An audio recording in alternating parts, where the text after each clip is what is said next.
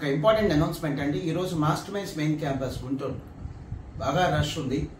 So presently waiting ఉన్నటువంటి వాళ్ళకి token numbers ఇచ్చి ఇప్పుడే కౌన్సిలింగ్ డిపార్ట్మెంట్, అడ్మిషన్ డిపార్ట్మెంట్లో పంపించడం జరిగింది. సో ఎవరైనా మెయిన్ క్యాంపస్కి విజిట్ చేయాలనుకున్న వాళ్ళు రైట్ నౌ 2:30కి నేను ఈ వీడియో చేస్తున్నాను.